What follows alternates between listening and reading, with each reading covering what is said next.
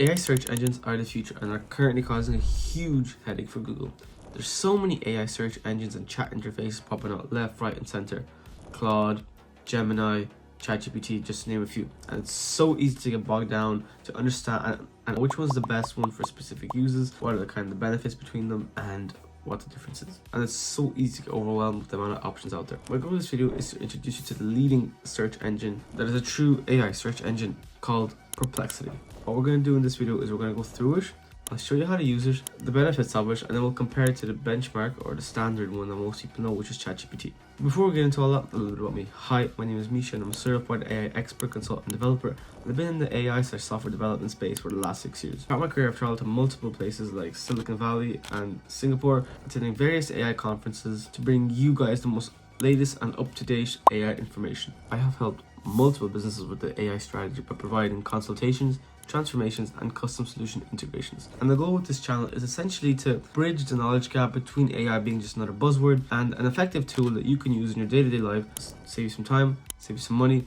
Throughout this video, we'll go through one AI search engine that has been getting a lot of praise lately. Perplexity AI is the leading and first true AI search engine, and it is designed to revolutionize how you currently discover information. Its founder, Aravind Srinivas, describes it as like ChatGPT and Wikipedia having a baby. Essentially, Perplexity uses AI to first understand what you're searching for. It then searches the internet for a variety of answers using sources, and then it provides a concise summary of those of its findings with links and direct references to the sources that it used. You can imagine how useful this is instead of actually having to go into Google, going through each link, reading some of the articles from the first top links, and then trying to get an understanding of what the answer is from your question. Perplexity does this relatively quickly, and in this video today, we will do some examples and play around with it, and I'll show you what I mean by how it scans different sources and provides a concise summary of those answers. Let's jump right into it using Perplexity right here. Okay, so as you can see here, I'm in the Perplexity user interface. It has a home, discover, spaces, library. It has spaces. It also has this thing called Pro Search, which I'll dive into a little bit later on. But let's, for example, ask it, what are the newest LLM models? So if you don't know what a LLM is, it's a large language model, which is essentially what the AI is trained on and what it uses to process natural language queries, all of those little concepts. So what are the newest LLM models? So as you can see, it's sources from various different places. So a few, 5 more, 8 sources that are used: Zapier, Wikipedia, Hostinger, TechTarget, DataCamp, all these different sources. So as you can see, several new large language models have been released in 2024, showcasing advancements in capabilities and scale. Here's some of the newest and most notable LLMs. So like Llamas, which is released by Meta, or formerly known as Facebook.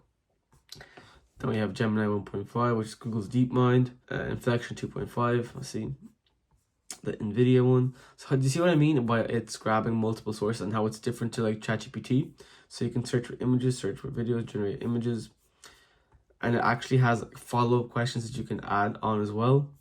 So do you see how it slightly differs from like ChatGPT, and I'll go into this a little bit more detail down the line, but ChatGPT doesn't have these direct references where you can click on. So as you can see here, it's quite a real search engine. It's like an interactive search engine as opposed to being just a conversational AI interface. Let's do another one. Okay, so let's do another, we'll do another couple too, 1 or 2 more examples. So let's say compare and contrast the AI policy of both US presidential candidates. So see, again, going through the various different sources. The answer to air policy of the 2 main US presidential candidates, Kamala Harris and Donald Trump, shows significant differences in approach and priorities here in comparison of their stances. So you see, so maybe like Kamala Harris, which is like continuity, executive order, research, whatever the case is. And then Donald Trump's stuff as well. Key differences, regulatory philosophy, executive order, international approach, algorithmic harms, cryptocurrency, all of that.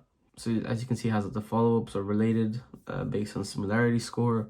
So as you can see in this example, we can see that how Perplexity provides a broad range of relevant topics for each candidate without going too much into detail. But what's even better is that it provides key differences at the bottom of the results and for even more a concise answer. So here, this is just another example of how Perplexity makes search a little bit more easier. And to be fair, to be honest, it doesn't always have to be about recent events. It could also be about explaining. But it's also good for not just recent events, but also breaking down complex topics into really simple to understand ways. So Perplexity has these really cool two features called Focus and Pro. Focus essentially allows you to narrow down the search to whatever sub source you want. So we have web, academic, math, writing, video, whatever. So we'll use academic for the next example that we will go through. It also has this really cool feature called Pro. I think you're only limited to a couple of searches per day. I think 5 per day for the Pro feature, and then you can upgrade for the main one. But what Pro does essentially, it allows you to break down the query into more detail, so you get even more in detail, more researched answer. So let's try and break down a very complex topic known as RAG, which is also known as retrieval augmented generation. It's quite a big topic within the AI space that essentially allows and that essentially assists with natural language processing queries and some other bits and pieces within the AI space. So let's say, what is RAG in AI? Provide an in detail but concise answer. So as you can see, Pro is searching various academic articles and more, searching here, reading them, and then provides a more in-detail answer. So retrieval augmented generation is an innovative approach in artificial intelligence that enhances the capabilities of large language models by incorporating knowledge retrieval. This technique addresses several limitations that traditional LLMs have, such as hallucination, lack of domain-specific knowledge, and outdated information. So, as you can see here, it has all these really cool, concise answers. Has the source that is searched. So let's, for example, click on something like this. So Cornell University, academic paper on what RAG is. We'll do like another one. We'll say here. So as you can see, this is all academic sources here, which is really cool for something that's a simple search. I think this is really insane if you want to do some research. I think that's where Perplexity kind of has its main unique selling point, is that it's really good for getting research based answers. Okay, what's the difference between Perplexity and ChatGPT? You may be wondering, can ChatGPT not do this already? The answer is sort of. So when it comes to ChatGPT, you actually have to specifically ask it within the prompt of can you provide sources, and sometimes even the sources that it does use, it may not be as reliable and as accurate as Perplexity, for example. Perplexity makes it really good for and it makes sense, you know, because Perplexity was built with research in mind, whereas OpenAI's and ChatGPT was created for essentially conversational AI structures and generating cool content and generation in general. So as you can see, if we go through some of our answers here, go to the library, you can see like, oh sorry, that's just me. Go back to another one. So the one when we talked about large language models, so as you can see, when we used asked for like new large language models, had various different sources like DataCamp and stuff like that.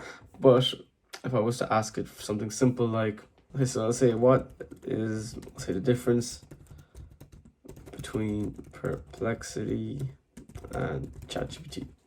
Okay, it will do research for like online social media websites and so on and so forth, you know. So here you could use like Zapier and some other kind of YouTube, for example. Here it uses these type of sources, so it's slightly different to what ChatGPT would use, where ChatGPT would just scan the internet and provide a summary of it without sourcing it or providing sources of where it got the information from, unless you specifically ask it. And even when you do, it might not be as reliable as Perplexity. There is another version of ChatGPT that's coming out and OpenAI are working on that's comparable to Perplexity, which is called SearchGPT.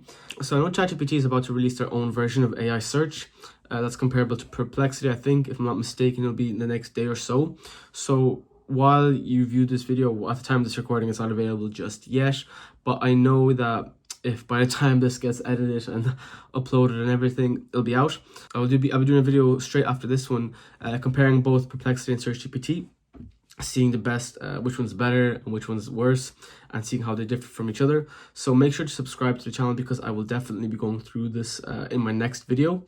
So just stay tuned. And yes, as of right now, I'm just kind of going to go through the standard ChatGPT interface that you guys all know, and comparing to Perplexity right now, but I will be comparing both the SearchGPT and Perplexity in my next video, so stay tuned. So to essentially summarize, Perplexity and AI ChatGPT are both AI tools. They're both great in their own regard, but they have distinct features and distinct use cases where you would use both of them.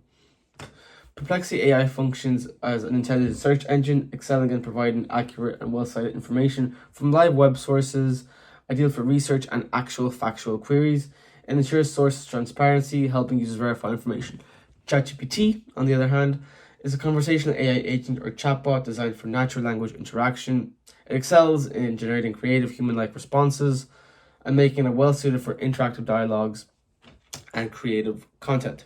So again, while ChatGPT can provide the same and similar answers to Perplexity, it lacks the sources and maybe even accuracy when it comes to answering some of these queries. The question that we kind of began this video from: will Perplexity replace traditional search engines like Google? For me, my personal answer is no, it won't. Simply because Perplexity and some of these other search engines that are AI search engines that are popping out, they kind of lack one fundamental thing, which is simple, to the point, clear-cut answers. For example, what was the last thing you searched on Google? I bet it was something along the lines of nearest barbershop or closest barbershop near me, what time do things stay open at, or stuff like that, simple, clear-cut answers, which is something that these AI search engines just won't do or can't do at the moment. So I think that Google will still remain the de facto search engine of choice, especially on mobile and in general on web as well, to get like clear and cut answers. However, this does not mean that Google's just going to sit around there and do nothing. Obviously, Google has its own version of ChatGPT, which is called Gemini. It's quite good. I've messed around with it a couple of times, but I think it's quite limited with the capabilities it can do in Europe due to the EU AI Act, if I'm not mistaken.